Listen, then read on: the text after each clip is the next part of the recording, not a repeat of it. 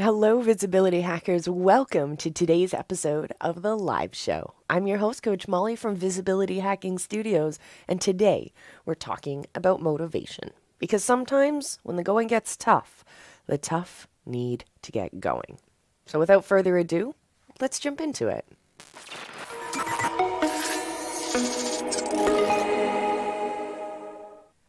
Ooh, this week's visibility hacking update is really exciting. It's actually two different things are happening. So first, what's happened that has now been shared, at least within the visibility hacking community, is the next step in live conversions. The live conversions program got a glow up, and it's so exciting, and I cannot wait to get it fleshed out and packaged up and ready for you guys to check out. You are going to love it.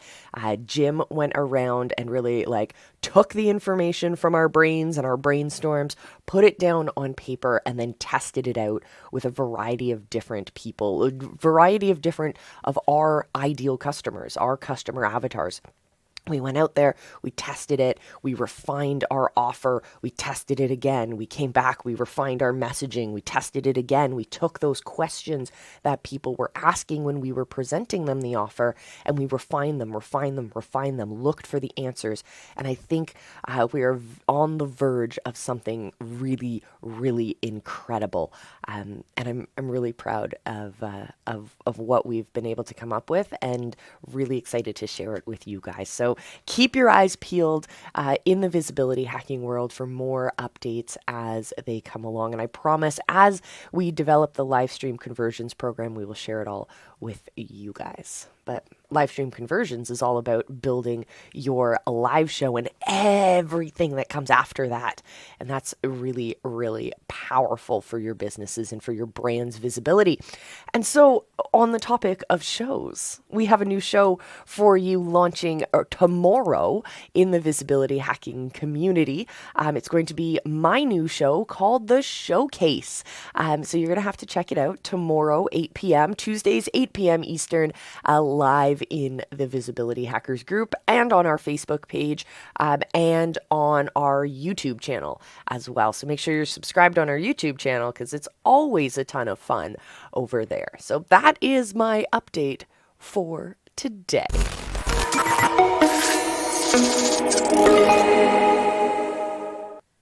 Today's quote of the week comes from the one and only Walt Disney, dreamer of dreams and maker of reality for said dreams. And he says, all our dreams can come true if we have the courage to pursue them. And that comes back to today's topic in that finding motivation when times get difficult.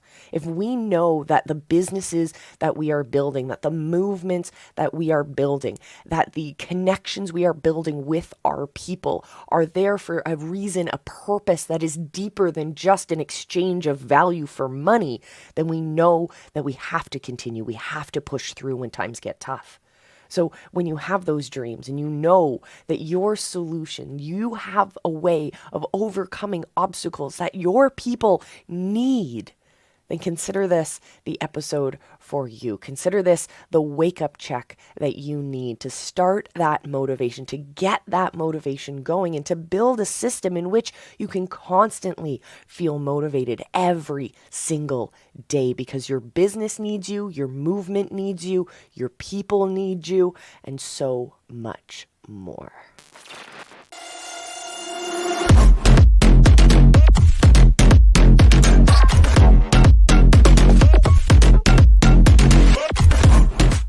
Oh, visibility hackers, the idea of momentum and the idea of having that energy and that ability to turn that energy on when you need it is really important. I know in my own business, I have struggled with imposter syndrome, that feeling like you're not good enough or you're not the best solution. I've dealt with crippling anxiety before sales calls because we all know Molly hates sales calls.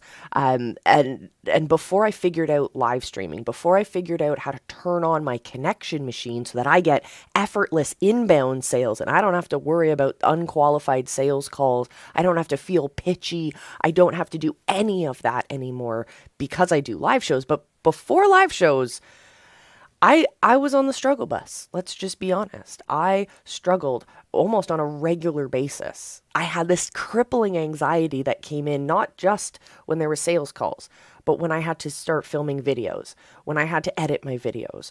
I got anxiety when I'd have to jump on a free Zoom class, for example. I was overwhelmed. And I figured out that it was because I wasn't in alignment with my purpose. I wasn't actually doing the thing that inspired me as best I could. I was doing something to help others, but it wasn't something that was fueling my soul. It wasn't something that was pouring into my teacup. It was only taking energy out. When I started in the online world and I was selling information products for the first time, I was using my years and years of experience as a conflict resolution professional. I was helping people work through conflict, which is great, which is a total game changer in the lives of so many people. Understanding how to embrace conflict is something that everyone should take some time to get to know because it will help you reduce that anxiety. But the reason I'm telling you this is because when I was deep into this world of teaching people about conflict, I didn't understand that the reason I went into that field is because I was afraid of conflict, because I wanted to avoid it. I really liked being at arm's length from conflicts and having nothing to do with it, but it was starting to creep in. Every day I'd have to show up to my business and I'd have to deal with conflict. And I'd have to deal with people when their emotions were high. And I'd have to deal with people who were frustrated. And I'd have to deal with people who maybe didn't want to do the work with me. And that started to drain on me. So I invite you, my friends, before we dive into anything else in this episode, I ask you to connect with your passion, to find that spark, whatever it was that inspired you to start your business in the first place, to start connecting with people in your business. What is that core reason that got you inspired in the first place? And whether you've been doing your business for a week, a month, a year, 10 years, or whatever, check in with yourself and see if that spark is still going. Because it could totally be like the pilot light on my really old gas stove.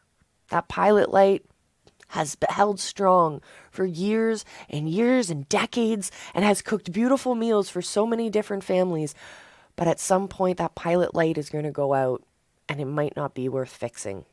You might just want to get a new stove because that spark is going to last. That's a different spark. So think about it. Check in with yourself and let me know. Now I want to look at an awesome interview I had a couple months ago with one of my favorite entrepreneurs in the digital space, a friend that I met through podcasting. In that previous life I talked about where I was working with leadership and conflict resolution, I had a podcast called The Lifelong Podcast, and I interviewed so many different people with their really interesting stories, from dog walkers and dog trainers to lawyers and doctors and international connoisseurs. It was really a cool time, and I met this guy, Jeff Holst, and he is a lawyer by trade. He gave that up. He has a really cool story of perseverance and resilience, and he's devoted his energy to promoting his message of helping people live the best life they ever could. So without further ado, here's the interview we had. Hey Jeff, how you doing? Amazing. How are you? So good to see you again.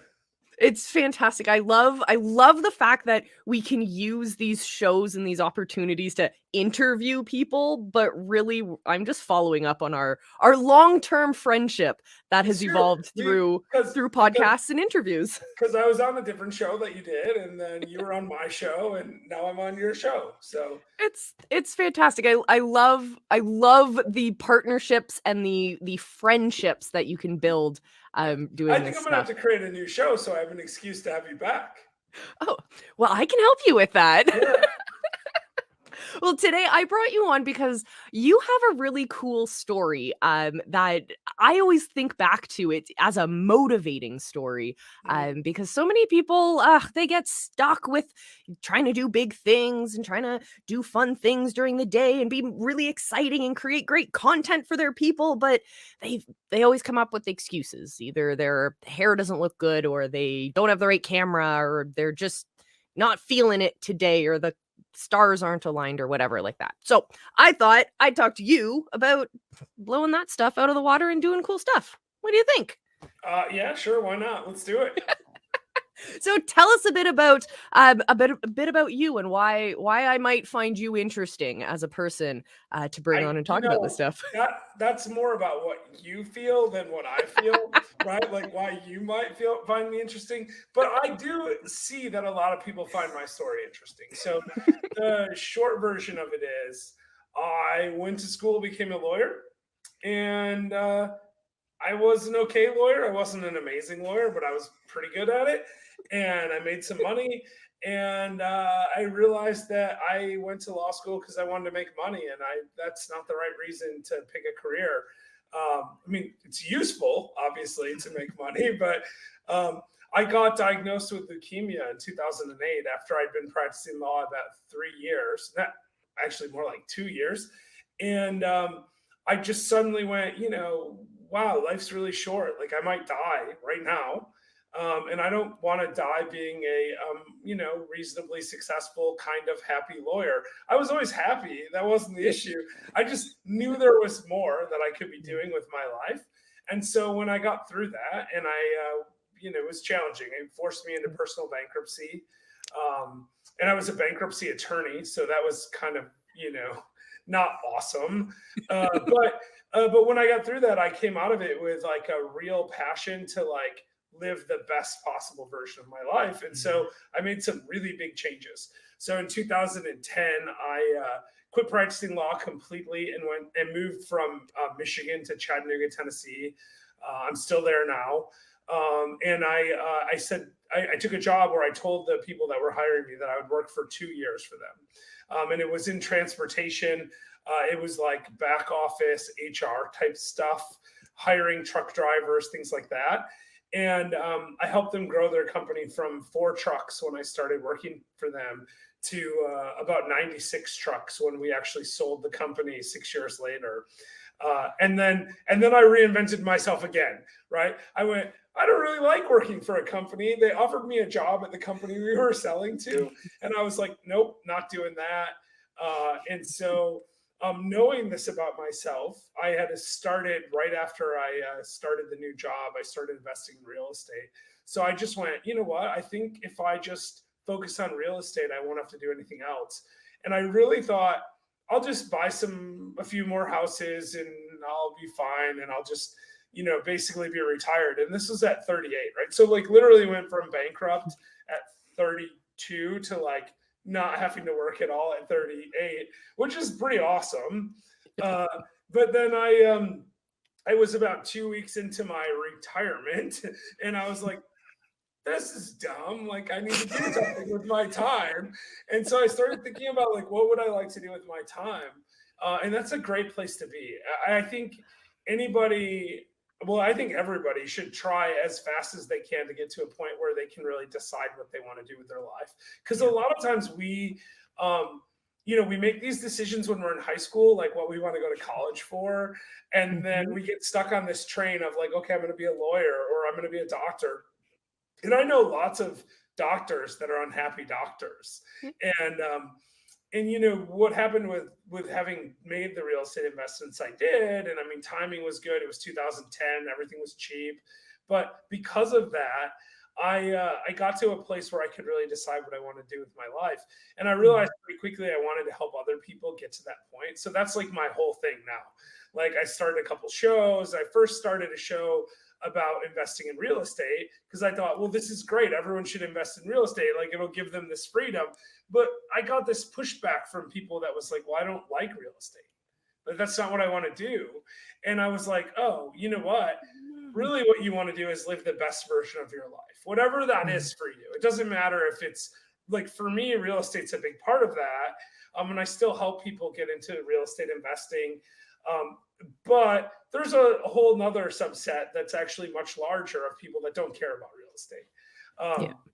And so now I spend all my time focused on really helping people in whatever fashion I can live the best version of their life. So I do like podcasting and I go on other people's shows and I do the real estate stuff still, but I also like recently I started a channel about moving to Puerto Rico, like a YouTube channel, or I just talk about how I want to move to Puerto Rico. And then my first video was actually, don't tell my wife I'm moving to Puerto Rico. That's literally my first video.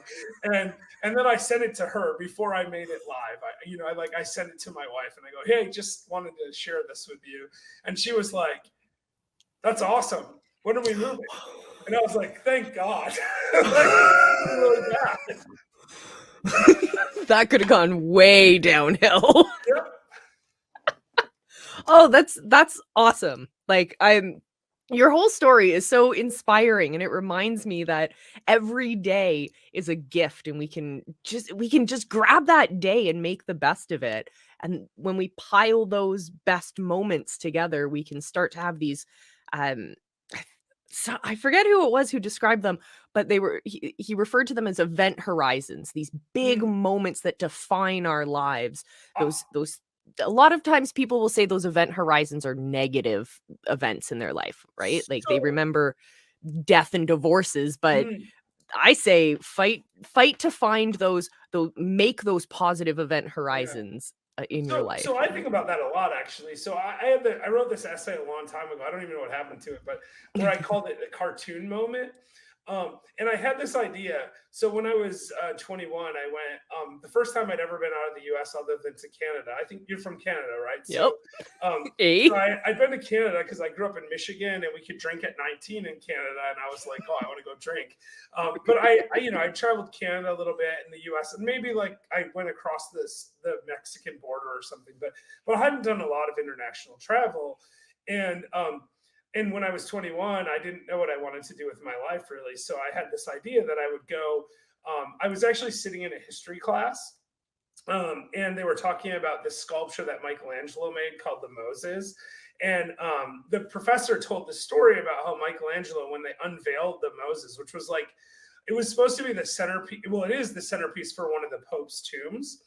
And at the time, he unveiled this sculpture to the Pope it was going to be the centerpiece. And the Pope, like in the Renaissance, is like president of the world, right? It's like the most important person ever. Yeah. Like we don't have anything like that now. It'd be like if you took all of the world leaders and rolled them into one. That's what the Pope was.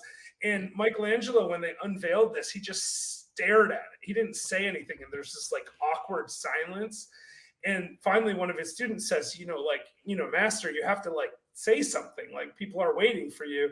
And he took his chisel and he threw it at the sculpture and he screamed out the word move because he was so passionate about this sculpture that he thought it would get up and move, right? In front of the freaking Pope, he went insane. And this is that's like, you can't, it was ridiculous. And my takeaway from that was, there's nothing in my life I'm so passionate about that I would like stand in front of the president of the world and like go insane. So I'm like, I got to figure this out. So I went on this like quest to see the Moses and I bought like literally the next day. I didn't even have a passport, right? The next day I bought a plane ticket that left the day school got out to London.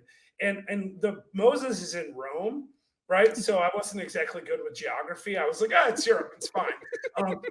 Actually, I knew it wasn't, but I wanted to create this quest. So I had this idea that if I like flew to London and like backpacked across Europe to Rome, I would get there and I would have had this time to reflect on what I wanted to do. And then I would see this Moses and I would be like, now I know what I want to do with my life.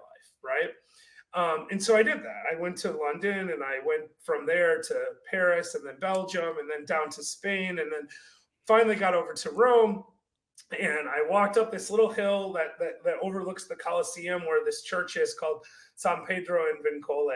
And I walked into the church and I looked around and I didn't see the Moses. And I was like, this isn't good. So I pulled out my guidebook because this is like pre-cell phone days. Like we didn't have smartphones. I'm like looking through the guidebook and I'm like, it says it's here. So I'm like wandering around. And this church is small, right? It's really small. So I'm wandering around looking for it. And then like in this dark corner, I see this like shadowy figure, right? And I walk over there and you can barely see it. And I realized that they have like a coin machine where you can drop a coin in and it will like light the sculpture up. So I drop this coin in and I'm like, push the button and it makes this like chunk sound and it's like, like, and I'm like, this moment is going to change my life. And I was like, it was, it's probably the greatest sculpture ever done in marble in the world. Like literally, I've seen the David and the Pieta, and all the like really great sculptures. This is better than those, but it's also just a chunk of stone. It turns out that like you're not going to solve like this existential crisis about what you want to do with your life by looking at a chunk of stone. And like, I mean, it's great. I mean, Sigmund Freud wrote an entire essay about the Moses, right? Like that's how like great it is. But I walked out of there and I sat down on the front steps of this church and I was looking down at the Colosseum and I was like, what am I going to do now? What am I going to do now? And I was like, well, I like old stuff, so I'll just go make some money and I'll travel the world and see some old stuff. So I made this short list, like Machu Picchu, the pyramids, Petra in Jordan. I just made that list. And I went to law school and I thought I'm going to make some money as a lawyer and I'm going to go travel the world. And I did that. And in 2008, right before I got diagnosed with leukemia, I'd actually went and saw Machu Picchu. And it was the last thing on that list that I made that day. And literally a week later, I was in the hospital dying. Like I finished my bucket list and then I was dying. And I was like, that wasn't a good strategy. So 2 tips. 1, have a really long bucket list. You don't want to finish that thing. And then 2, don't decide what you want to do with your life because you just want to make money. It's not the right strategy. Yeah. It's like coming back to talking about your real estate people. It's not necessarily finding that purpose is not about the real estate. The real estate is the vehicle to make the purpose happen. And that's the thing we need to remember, guys. Yeah. I mean, and I have friends that are lawyers that love their job, right? Yeah, absolutely. If you love what you're doing, it's amazing. I have other friends that were lawyers, and key is were lawyers because if you're a friend of mine and you're doing something you don't like, it's not going to last long because I'm going to talk you out of it. Like if you didn't like what you were doing, Molly, I would tell you to stop. Yep. 100%. There is no point spending our precious number of hours on this planet stressing about things or spending your time doing things that are draining you and are not nurturing you and are not allowing your, what I like to call your superpowers, serve the world. Because imagine a world where everyone is tuned in like that. Everyone is fired up and passionate and excited about what they're doing in the world and what they're bringing to the world. Like, imagine what that world would look like. Yeah, no, and I always say this too, like when we talk about my show Last Life Ever, which is really about that topic, and you've been on it, so people should go check out that episode, but because it was awesome. But what I always say about that, the whole point of that show is to help people live the best version of their life. Yes, but I always say at the end of the show that you owe it to yourself, to your family, your community, and actually to the world to live the best version of your life. Because there's only one Molly. Like you're the only one. And if you don't lean into the most Molly you can be, then the world is denied that Molliness. Right. Yeah. And like, so for me, like it's better for you. It's better for your family. It's better for the world if you just like lean into being your authentic self. And Just unless do you're it, a guys. terrible person, if you lean into being your authentic self, you're actually doing really great stuff. Not Yeah. just like making money, that's cool, but like you're doing charitable works, you're helping the environment, you're doing whatever that stuff that calls you and feels great to you. Yeah. It's not about copying what other people are doing and looking around and saying, "Oh, Molly's on a mission to plant a million trees." I'm Which on is a mission to awesome. plant a million trees. That's But awesome, by the way. that's because I have this obsession with forests and trees and natural spaces. That Yeah. is what fuels me and excites me. So if you're listening right now, whether you're listening on podcast form or you're listening on our YouTube channel or in the Facebook group, whatever. I want you to figure out what fuels you. If money wasn't an obstacle, if you could do whatever you wanted with your time and you had unlimited resources in order to do that, and it cannot be something that is only self-serving, it has to serve someone else outside of your family, what would you do? Let us know because I'm curious. And of course, Jeff's going to be watching the comments as Oh, well. I And am for so, sure. And the thing is too, the to like, pile onto what you're saying really is mm, that the truth is if it fuels you and you do it, it's gonna be amazing. End of yeah, story. Like every time, like there's like people like you said, if money wasn't an option and like yeah, time wasn't an option, that's cool. Well, here's the thing: money's not an option. It's not an obstacle. Like yeah, time's not an obstacle. Like we all have the same amount of time, and we're all born broke. yeah, Well, most of us are born yeah, broke, right? Like the thing is, like anything that you can imagine, you can accomplish.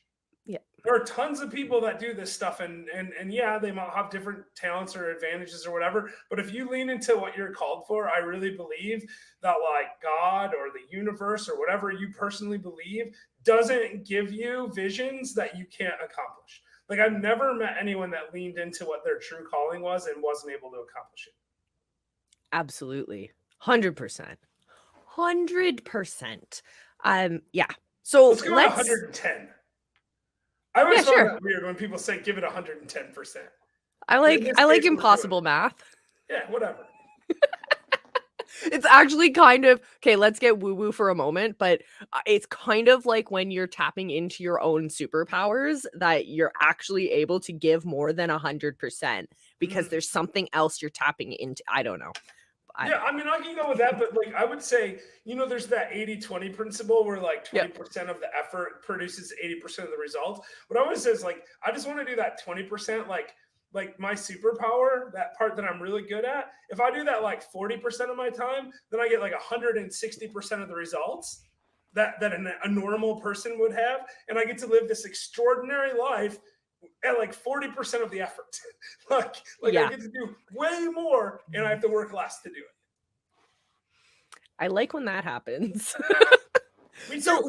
let's figure out how we get from a wonderful conversation about inspiring things and inspiring people and doing really cool things, which seems really personal. And you guys at home are probably like, Molly, get on with it. This is a show about business. You promised us we'd talk about content. So let's talk about your journey, sharing your journey, moving to Puerto Rico, creating content around that. Take What is that like for you? Was it nerve-wracking at first to be like, okay, I'm going to share this journey as raw as it is. I'm going to make a declarative statement and share it with the friggin' world, and then it might fail. Like, Oh, it might tell still me what was fail. I going don't through your have head. that many followers, but no. So for me, so I'll take you back just a little bit to like give context. 4 years ago, I had like 107 Facebook friends, and I didn't have an Instagram, and I didn't have any YouTube channels at all.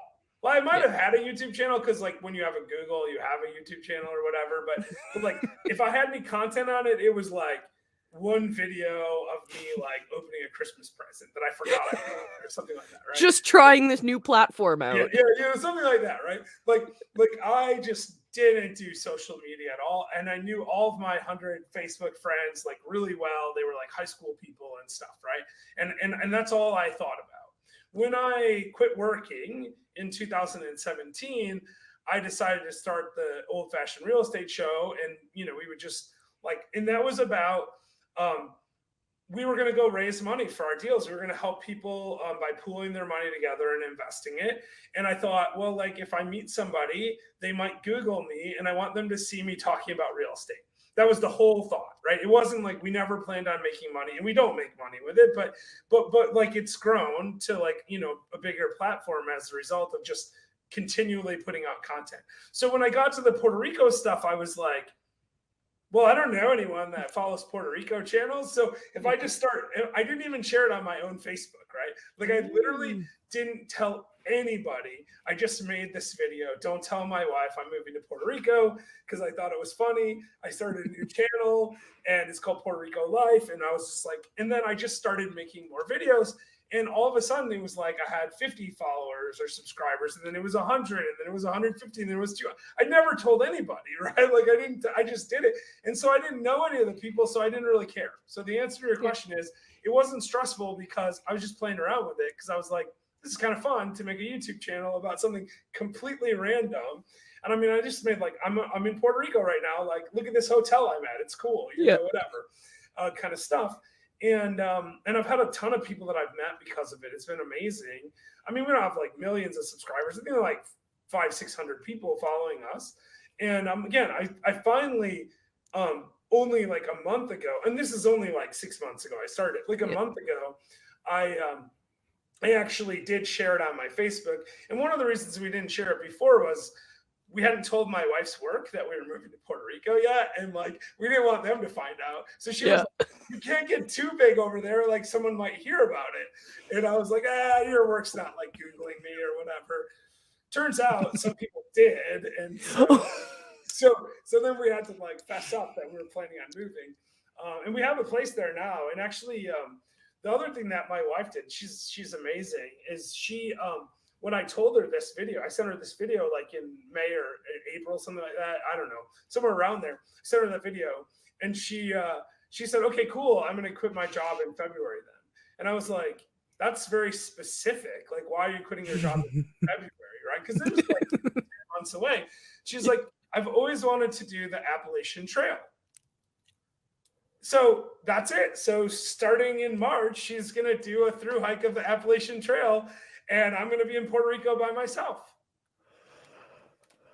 I know. Oh my God, power couple. Yeah.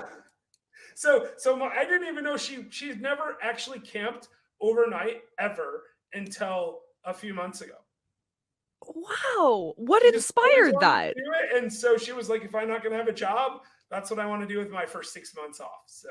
Oh, that's absolutely incredible. Yeah. Oh my goodness. Okay. That's the thing, though. That's how we live our lives. My wife and I, we live our lives if you want to do something, you have to do it, because what I always tell people is, there's a lot of stuff I want to do someday that will never happen. Someday might never come. So right now she has an opportunity to do this. I have no interest in doing the Appalachian Trail. I know you've walked a gazillion miles in the woods. I did my 8 days on Kilimanjaro. That was amazing. But after 8 days in the tent, I was like, I'm done with tent camping. I'm good. It frees up space to do other fun things instead. Yeah. We're going to Antarctica in 3 weeks, though. Oh my God. These are things you need to share on your channel. These are things I want to watch. Yeah. I actually, I mean, honestly, I should do better with my personal YouTube channel, because I don't put enough good content on there, because we do a lot of fun stuff, climb Mount Kilimanjaro, and my wife doing the Appalachian Trail. Those are cool. And moving to Puerto Rico. I really should do something with that, but I don't know. There's only so much time you have in your life. Exactly. And I'd rather just live my life rather than document it for Molly. Sorry.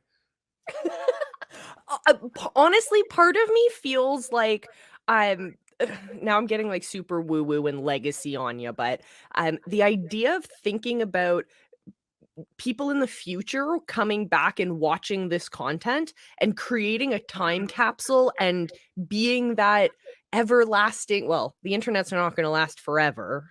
That's a story. It's longer than us, though. It's going to last longer than us. Exactly. Yeah. So at least creating some sort of lasting legacy of of what it means to be human when It's one of the when critical so points. Yeah, it's like one of the so much critical things that content that's out there is so negative, and it's just like pulling people apart, and it's just like, I don't like it, it's yeah, negative. So instead create that opposite, be the change. yeah, no, I just like I literally like I wrote like my entire story in book form recently. Yeah. I mean, I haven't released it yet, but I definitely want to do that this year. And again, it's not about it is about that. It's what you're saying. Like it's not about like making money on selling books. Like if you want my book, I'll give it to you, Molly. I promise. Like I'm not like I don't need like I'll send it to you before it's published if you want it. It's fine. But like it's not about it's about the fact that I think I have something valuable to share with the world, like my experience. And again, that's what I was saying earlier. Like you have to lean into being the most you can be. So for me, I want to be 100% leaning into Jeff Holst. And Jeff Holst is a guy who does really cool things. And one of the things that I do, like these interesting things, like is go to Antarctica. But like if I don't tell people about it, like you're right, like then at some point I don't have any children. Like if I don't tell you about it, if I don't put it out on the internet, if I don't write it in my book, then it just goes away, and that experience is in the long scheme of history essentially meaningless. Because And it's that more and than that's a just lot. the experience. It's everything you've learned and the Yeah, connections that you've made and the lessons that you share. That's the impact that something like a book would have on the world. yeah, no, it's exactly right. And I mean, I have these conversations with um, we interviewed Heather Moyes. I don't know if you know who that is. She's an Olympic gold medalist, for Canadian Olympic gold medalist actually in bobsledding. And we interviewed her, I was talking to her about her book, right? And that was essentially her whole point. It was like I have something important to tell people. Like I honestly, it's not about making money on the book. It's about like this is going to benefit people. And I have this coach. That I use. His name is Jamil Sayed. And Jamil told me one time, he said, what you have to realize is you're not selling people stuff. Like if you're selling a book or you're trying to like, sell a course or, coaching or whatever it is, right? Like you're not selling them that service. You're selling them the impact that it's going to have on their Yeah. life long term. And if you think about it from that perspective, like if you charge $10,000 for a course that teaches someone how to make $1 million, right? It's an amazing deal for them. Yeah. Like, yes, it's $10,000 for a course, and people will be like, "Well, that's a lot of money," but it's not really when you consider the impact it has. And so, like with my book, and that's why I really want to get it out this year. It's like I know that my story is important because I know when I go on stage, and since COVID, we haven't done that as much, but when I would like get up on stage and tell my story, people will be like years later, they would reach out to me and be like, I'm so happy I heard you speak like 3 years ago because it's changed my life. And that's why I want to do it. That's why I want the book out there. That's why I come on your show, because I know that like somebody's going to hear something we say today and it's going to make a difference to them. Absolutely. I think that is the perfect place to wrap this up. Jeff, thank you so much for being here, sharing your story. Oh, I hope it inspires you guys listening at home as well. Jeff, thank you again. Thank you.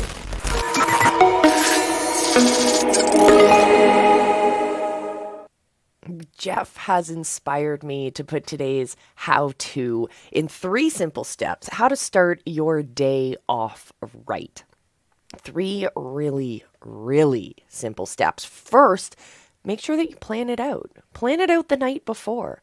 If you know that one of your first obstacles or first blocks that you'll get in the morning is having to plan out all of your meals, for example, then plan it out, do it ahead the night before. For me personally, I have to get my wardrobe ready the night before so that when I wake up, I don't want to just stay in my pajamas all day and trudge around the house because that changes my energy level. Instead, when I take the time the night before to lay out the clothes that I'm going to need, to lay out the supplies that I'm going to need, it helps my morning start off on the right foot, gives me energy, and helps me keep that energy going throughout the day. Same thing applies in your business. If you know that you need to accomplish certain tasks the night before, do what I do. Write out a to-do list. That way, you've planned it out. You can just start straight into the work when your time starts. Second step is to laugh early. This is my personal secret weapon. I love to wake up a little bit earlier than I'm supposed to and watch some of my favorite late night comedy shows. I go to bed pretty early, so I miss out on the shows when they're live, so I watch some of their clips again the next morning. And believe me, having the opportunity to have a good chuckle in the morning, again, will set you off on the right foot. Third idea is to set intentions, and don't take it from me, take it from Jeff. I thought about this because I knew you were going to ask, and I really want to give you two, but you said number one, so I'm going to give you number one. Okay, number one.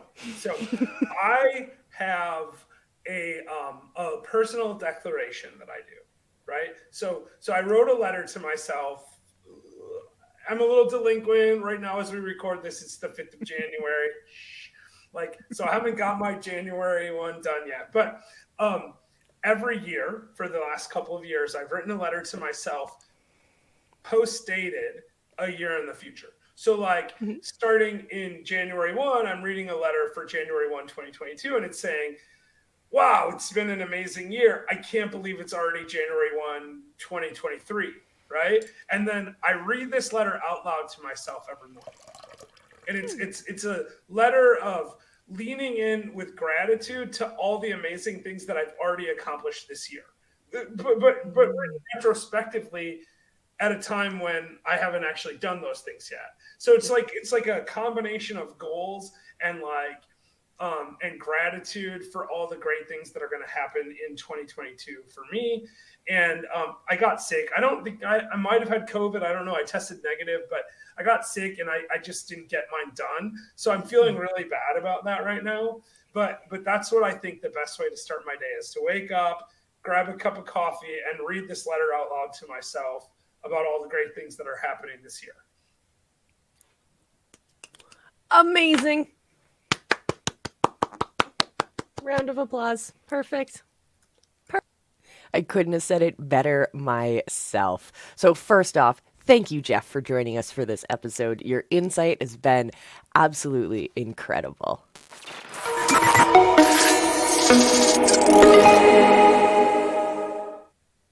In this segment, I usually show you an image and we talk about how cool it is or how it connects to our businesses or building movements or building connections with our audiences. But today I'm going to show you something a little bit different. At the beginning of this episode, we teased that the new showcase is launching tomorrow, 8 p.m. Eastern in the Visibility Hacking Group live. And you do not want to miss that. So in order to get you a little bit excited about it, I thought I would show you the brand new intro. So have you seen this?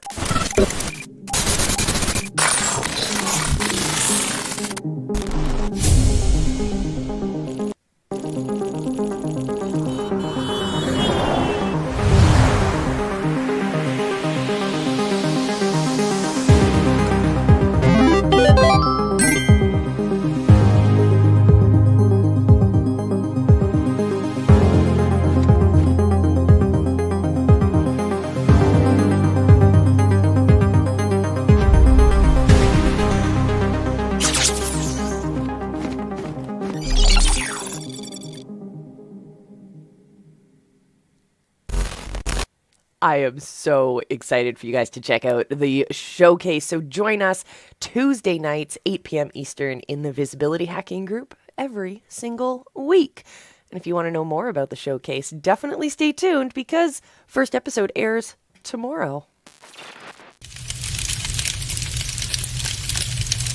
Now let's get into today's hot tip. If you need to find that energy to start recording your videos, whether you're recording them pre-recorded or you're going live or you're creating short form content, whatever it is, this even works when you're jumping on sales calls or you're jumping on coaching calls with people, which is something I do quite regularly. So take it from me, this stuff works. If you're ever finding the need to get more energy, to find that motivation when you're not really at the top of your game, you don't feel like 100%, but you need to bring that to your interviews or to that connection that you're having on whether it's live, whether it's recorded or whatnot. So if you want to find that energy, what I recommend you do is start with a pre-recording mantra. It sounds crazy, it sounds ridiculous, but I promise it all makes sense. So before you go live, I want you to think about what are 2, 3, 4 different phrases that help you think about why you are there in the first place. We're connecting it all back to our passions. So say things to yourself like, I'm really good at this. I am a master of connection. I love to help people. Whatever sentences and phrases and mantras that are true to you, consider them just sticky note reminders, but say them to yourself out loud before you go live. This will remind you. Yeah, it seems a little bit woo-woo, but I promise what's actually happening in your brain when we say these words out loud. Yes, we can look at them. We can write them up once, put them on a sticky note, stick them up by our computer, and we can look at them. But when we actually go through the process of having our brains say it out loud, that's when everything changes. When you get into the habit of repeating it every single day you show up, that's building different pathways in our brains, and it's building the pathways stronger and stronger each and every time. And you want those pathways to be strong, especially when we're building habits around like positive habits around showing up with more energy, more momentum, as opposed to all of those easy thoughts of self-doubt. Push those aside, build stronger pathways on the phrases and the mantras that mean something to you, that actually are designed to move you forward. So that's my hot tip for this week, my friends. If you agree with me, disagree with me, or have any questions about it, let me know down in the comments.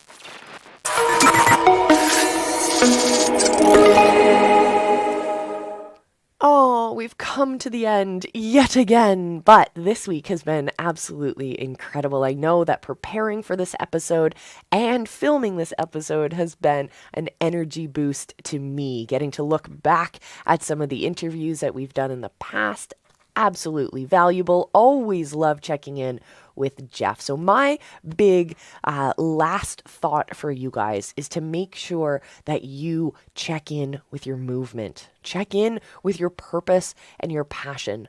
And I know when some of us get into our businesses, we are head deep in our businesses for years sometimes. And we kind of surface every once in a while and go, where have I been? What am I doing? Do I even want to keep doing this? It's okay to realize that you don't have that same passion there. You can't build momentum if you don't first start with a place of passion, and that shows. I know the live show, we talk about live shows. We talk about why we want to build these connection machines. And the reason why today we talked about this motivation is because if you're not showing up with that energy and that passion and that enthusiasm, first, you're not going to be picking very interesting topics. Second, you're not going to be engaging with your guests very much. You're not going to be able to leverage that connection that you're building with them. You're not going to be creating useful, valuable, entertaining, and interesting content that people are going to want to watch. So start with understanding that your passion and your fuel is what is keeping your business going, is what's fueling that connection machine. So fall in love with your movement again. And I will see you again next week. Mondays here in the Visibility Hacking Movement for the live show. Tuesdays, 8 p.m. Eastern in the Visibility Hacking world for the showcase. And of course, you can join us Fridays for Friday Night Live. Join us live.